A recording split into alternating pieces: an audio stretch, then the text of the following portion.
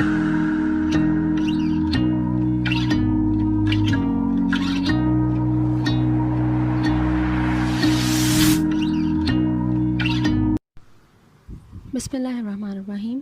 अस्सलाम वालेकुम। Welcome to literature online. आज का हमारा टॉपिक है ऑफ ट्रूथ। ये फ्रांसिस बेकन के एसेस में से एक ऐसे हैं। 1625 में ये पब्लिश हुए थे और इनका नाम दिया गया था एसेस सिविल और मोरल, ठीक है, या फिर इन्हें कहा गया counsels civil and moral. Counsels इसलिए क्योंकि इसने मुख्तलिफ पॉइंट्स सामने रखे, हर जितने भी जिस तरह डिफरेंट लोगों के डिफरेंट पर्सपेक्टिव्स होते हैं, राइट। तो उन पर्सपेक्टिव्स के हिसाब से हर बंदा अपनी जो एक चीज़ सोचता है, अपना पॉइंट ऑफ व्यू एंड अपना ओपिनियन रखता है। तो इसने डिफरेंट ओपिनियंस डिफरेंट लोगों के पर्सपेक्टिव के हिसाब से इसमें रखे और उनको जस्टिफाई किया अपने तरीके से। That's why they are called councils civil and moral, ठीक है। और ये 1625 में पब्लिश हुआ। तो मैं लाइन बाय लाइन ट्रांसलेट करूँगी इसे, आप जो समझने वाली चीज़ मैं आपको बताती जाऊँगी। अब इसमें शुरू होता है ऐसे पिलाटे के एक क्वेश्चन से। तो पिलाटे कौन था, सबसे पहले ये बात जानने वाली है। पिलाटे जो था वो क्राइस्ट का जब क्रूसिफिकेशन होना था, क्राइस्ट का जो ट्रायल चल रहा था, उस ट्रायल में जो एक जज था जिसको फ़ैसला सुनाना था, उनका नाम था पॉन्टिनस पिलाटे, ठीक है। ये जूडास जो थे, मतलब जिनको बाद में जूडा को यहूदा कहा गया, ठीक है, एक मज़हब चला, वहाँ से जूडा से यहूदा बन गया। तो ये बिल्कुल ये वही पॉन्टिनस पिलाटे था और उसने ये क्वेश्चन किया और he was the man behind the crucifixion of Christ, ठीक है। He declared the decision. इस बंदे ने अब क्वेश्चन किया what is truth, said jesting Pilate and would not stay for an answer. कि पिलाटे क्वेश्चन करता है सच है क्या, और उसके बाद वो आंसर का इंतज़ार नहीं करता किसी से, बल्कि वो अपनी ही बात मतलब अब कर रहा है। उसे फ़र्क नहीं पड़ता ना, उसने तो क्राइस्ट को क्रूसीफाई करवा दिया ना, ठीक है। तो उसे क्या फ़र्क पड़ा, वो उसने सच जानने की कोशिश ही नहीं की, ठीक है। और इसी बात पे बेकन कह रहा है certainly there be delight in giddiness. तो बेकन कह रहा है कि ज़रूर किसी का मजाक उड़ाने में मज़ा तो आता होगा, कि पिलाटे ने मजाक उड़ाया ना, उसने मजाक में क्वेश्चन पूछा सच है क्या, व्हाट इज़ ट्रूथ। उसके बाद वो कह रहा है and count it a bondage to fix a belief affecting free will in thinking as well as in acting. तो वो बेकन कह रहा है और यकीनन ये जो अकीदा है, जो किसी का भी बिलीफ होता है या फेथ होता है या कोई भी रिलीजन जो होता है, ये आपको बाउंड कर देता है। It is a bondage to fix a belief, bound कर देता है और आपकी ना सिर्फ सोच को रिस्ट्रिक्ट कर देता है बल्कि आपके एक्शंस को भी रिस्ट्रिक्ट कर देता है, ठीक है। ये आपका जो अकीदा है, आपका फेथ है, वो आपकी सोच और आपकी अमाल दोनों चीज़ों पे इम्पैक्ट करता है, ठीक है। फिर उसके बाद बेकन कह रहा है and though the sects of philosophers of that kind be gone. वो कह रहा है अगरचे अभी जो इस किस्म के जो फिलोसफर्स हैं पिलाटे जैसे, वो अब नहीं रहे हैं, yet there remain certain discoursing wits which are of the same veins. लेकिन कह रहा है कि लेकिन अभी कुछ अक्लमंद लोग, जैसे वेट वाले लोग, अकल वाले लोग अभी कुछ बाकी रह गए हैं जिसमें वही रूह और वही जज्बा, वही खून मौजूद है, मतलब रीजनिंग करने का, ठीक है। Though there be not so much blood in Themis was in those of the ancients। हालांकि इनमें वो एक्साइटमेंट और वो जो रीजनिंग करने की जो एक विल थी, ठीक है, वो उतनी नहीं है जितनी एंशियंट्स में थी, ठीक है। ये बात इसने इसलिए कही क्योंकि अब जो है वो साइंस भी रिस्ट्रिक्ट हो रही है, रिलीजन जो है वो साइंस को रिस्ट्रिक्ट कर रहा था उस वक्त, ठीक है। आपने गलीलियो पढ़ा हो तो गलीलियो क्यों नहीं उस वक्त बता सका कि जो सन है that is static and earth is moving around the sun, ठीक है। क्योंकि उससे रिलीजन का जो एक फेथ था, जो एक बिलीफ था कि हम लोग जो हैं वो सुप्रीम हैं, ठीक है, हम लोग जो हैं वो सुपर पावर्स हैं, अर्थ सुपर पावर है, वो उनका ख़त्म हो रहा था, इसलिए वो गलीलियो की रिसर्च को आगे नहीं दिया जा रहा था। तो बिल्कुल इसीलिए इन्होंने कहा कि अब वो जो चीज़ें हैं उनमें वो ताकत नहीं रही जितनी एंशियंट्स में थी।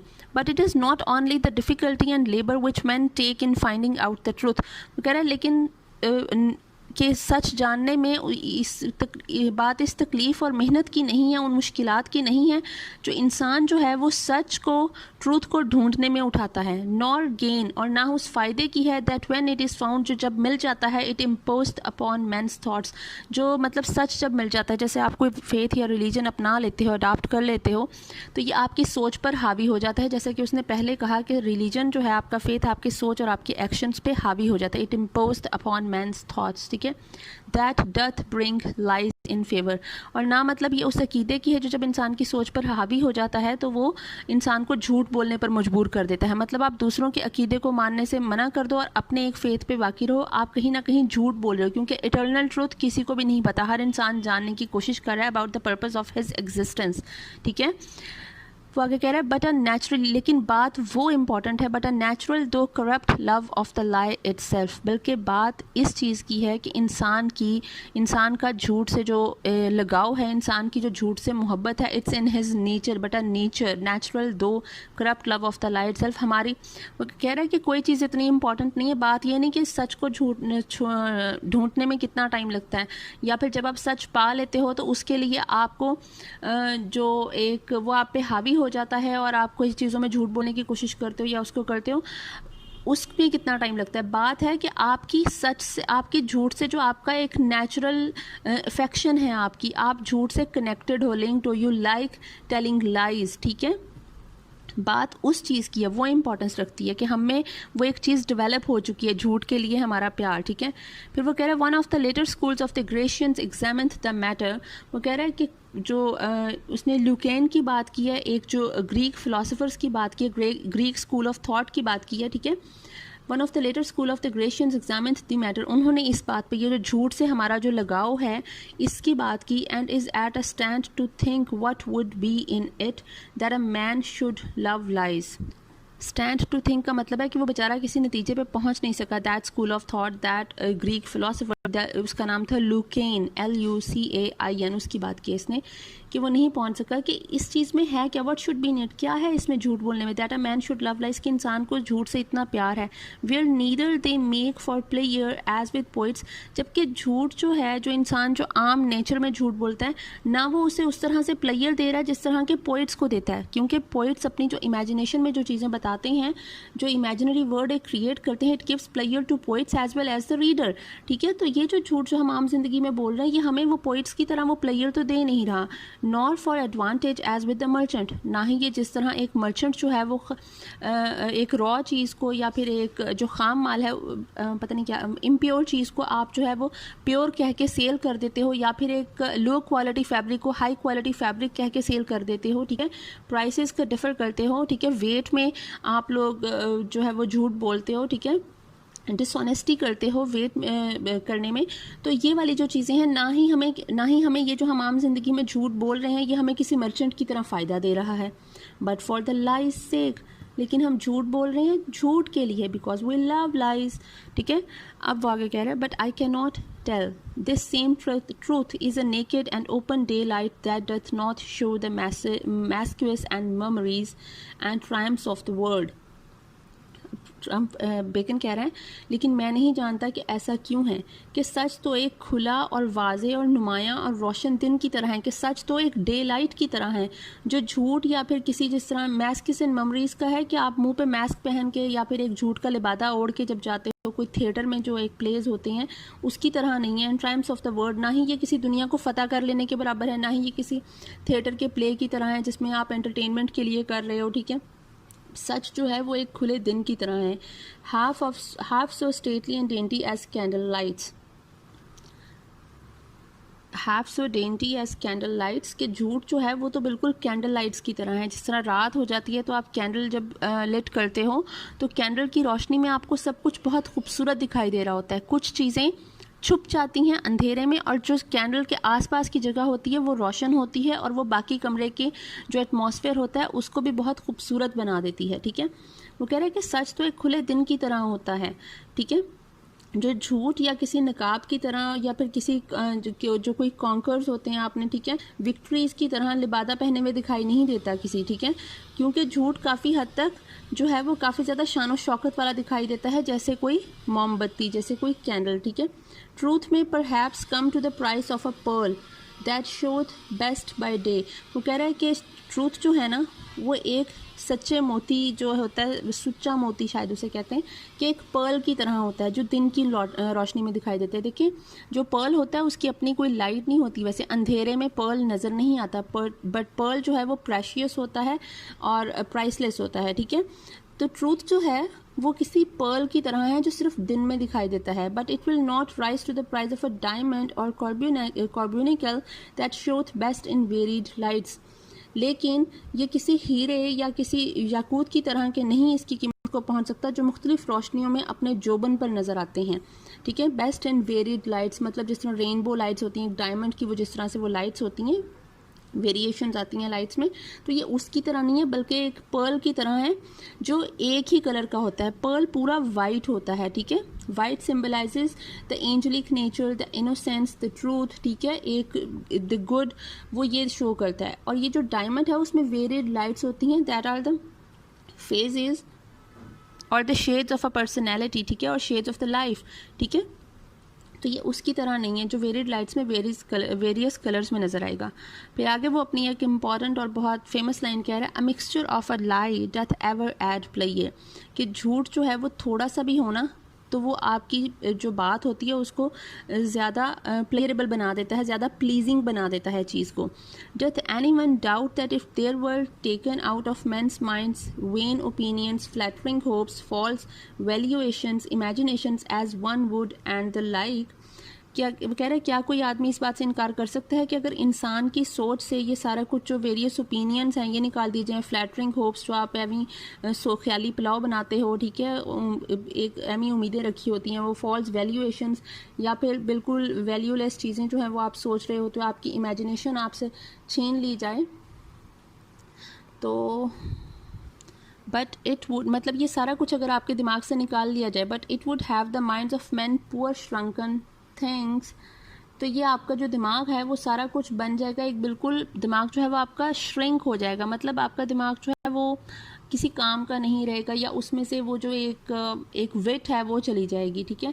फुल ऑफ मेलेंकली बन जाएगा, उदासी आ जाएगी, एंड इनडिस्पोजिशन आ जाएगी, एंड अनप्लीजिंग टू देमसेल्व्स। और वो इंसान जो है अगर ये सारा कुछ आपके दिमाग से इमेजिनेशन और ये वैल्यूलेस और ये जो है एक होप्स वगैरह निकाल ली जाए, तो आपके दिमाग में वो श्रिंक हो जाएगा, वो जिस तरह एक बीमार दिमाग होता है बिल्कुल इस तरह से हो जाएगा, ठीक है। जिस तरह पोलियो में श्रिंक हो जाती हैं टांगें, तो हमारे ब्रेन भी जो है वो श्रिंक हो जाएंगे, और जो चीज़ें हैं ये आपके अपने लिए आपकी अपनी जो एक सोच है वो अनप्लीजेंट बन जाएगी, ठीक है।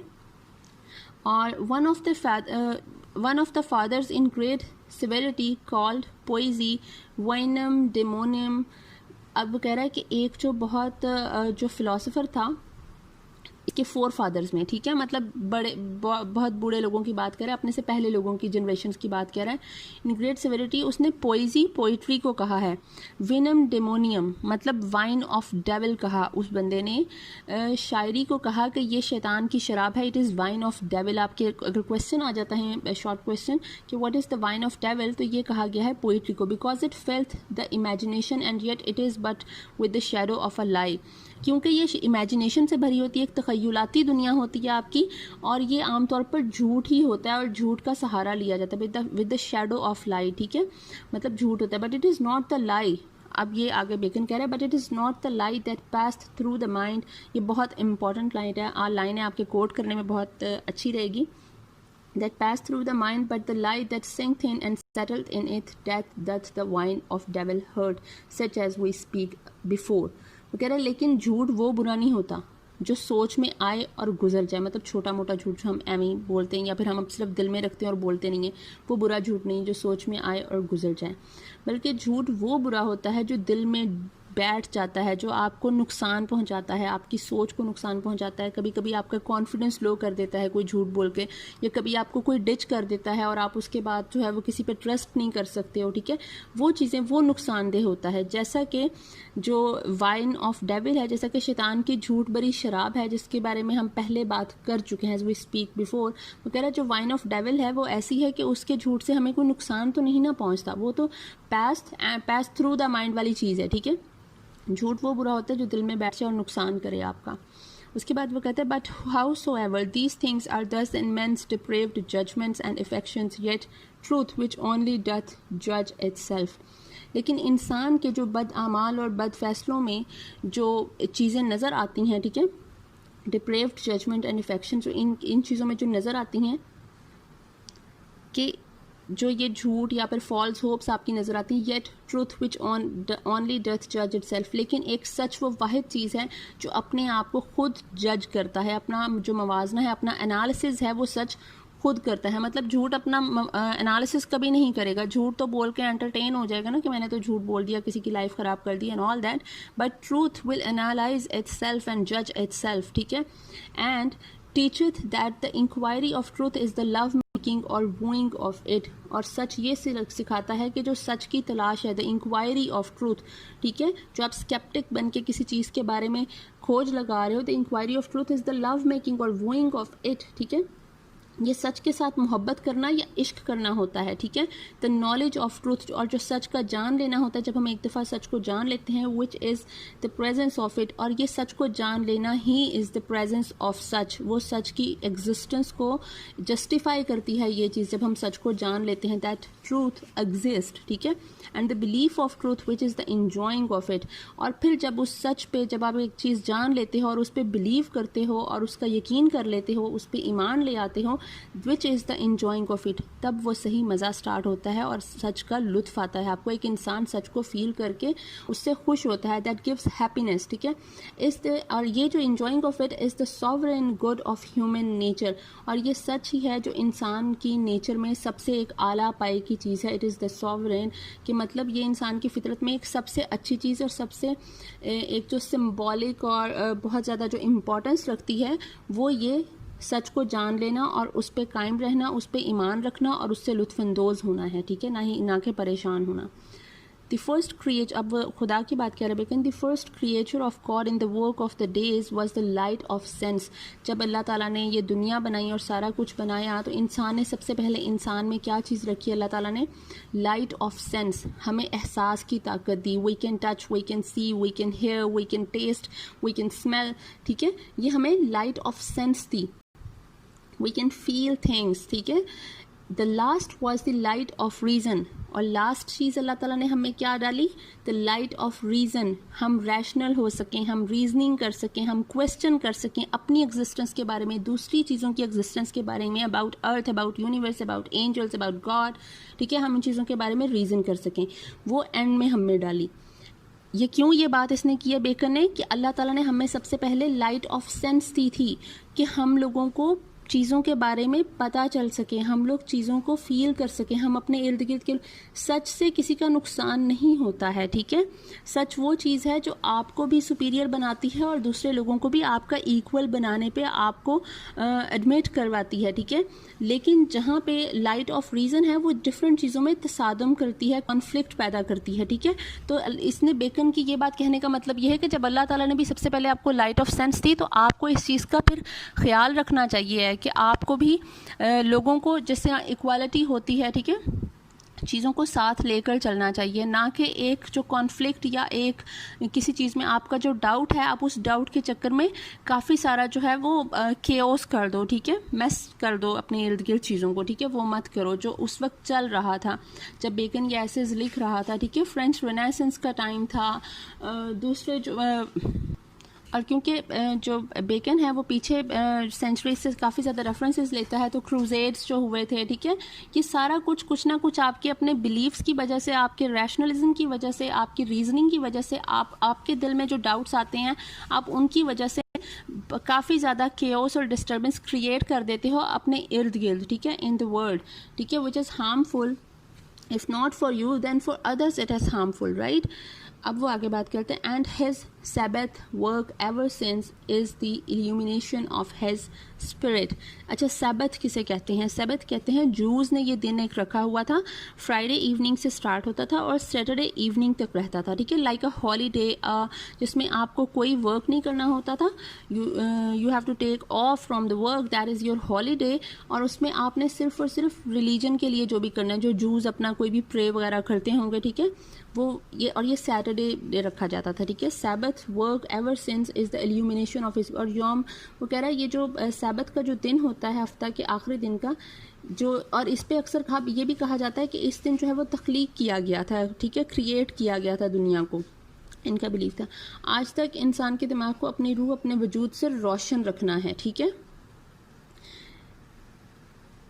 मतलब दुनिया जब से एग्जिस्ट की है, ये जो यूनिवर्स जब से बनी है, मतलब जब से दुनिया वजूद में आई है तब से अब तक ये जो हो रहा है, ये इसका जो एग्जिस्टेंस का जो एक इल्यूमिनेशन ऑफ हिज स्पिरिट है, हमारी स्पिरिट को इल्यूमिनेट करना है, इनलाइटेंड करना है विद गुड थॉट्स, ठीक है, कि अल्लाह ताला ने जो हमें एक रोशनी रखी है कि हमें इस कायनात को तस्खीर कर लेना है, मुसख्खर करने के लिए बनाई गई है, ठीक है, हमारे लिए, तो हम लोग उस चीज़ को करें लेकिन इन अ गुड वे, ठीक है, हम अपनी एग्जिस्टेंस का मकसद समझें, ठीक है। First he breath light upon the face of the matter और केओस, सबसे पहले जो मतलब अल्लाह ताला ने जो एक रोशनी फूंकी, ब्रीथ लाइट, रोशनी फूंकी, वो उसने मैटर और केओस पे फूंकी, ठीक है, जिस तरह मैटर पे, मादा पर के हम क्या करते, then he breath light into the face of man, और फिर उसने इंसान के चेहरे पर अल्लाह ताला ने जो है वो एक रोशनी की लाइट फूंकी है।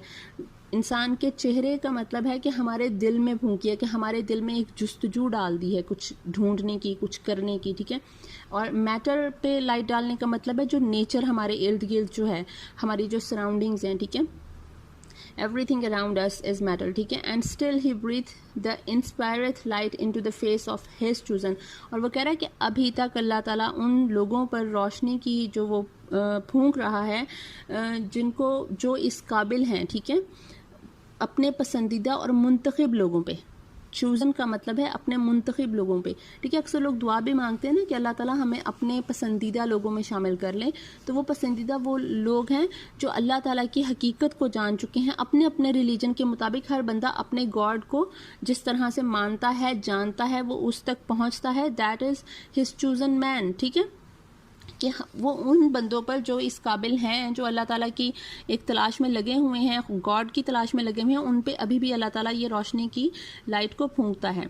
The poet that purified the sect that was otherwise inferior to the rest saith yet excellently well। अब ये बात कर रहा है लुक्रीटियस की, कि लुक्रीटियस एक शायर था, ग्रीक फिलोसोफर था, ठीक है, वो अब इसने कहा है otherwise inferior to the rest, कि ये जो है जिसने, अच्छा, लुक्रीटियस का कहना था कि happiness is the real principle और the basic principle of life, ठीक है, happiness is the basic principle of life, ये लुक्रीटियस का कहना था।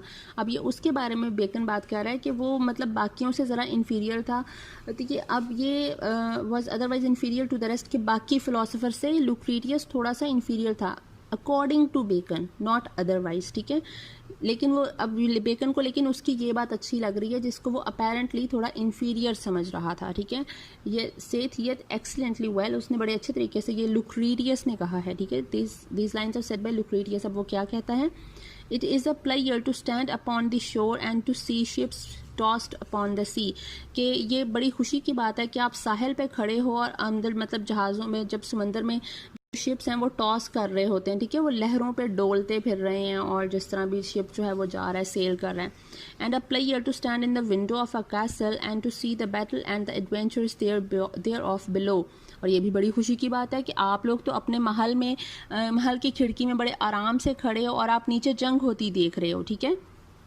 But no pleasure is comparable to the standing upon the vantage ground of the truth, लेकिन कोई खुशी उसका मुकाबला नहीं कर सकती कि जो सच के नाकाबिल तस्खीर होने पर जो आपको खुशी होती है, एक सच को पा लेने पर जो आपको खुशी होती है, एक सच के ग्राउंड पे खड़ा होने पर जो आपको खुशी होती है, वो किसी और चीज़ का उससे कोई मुकाबला नहीं है, ठीक है।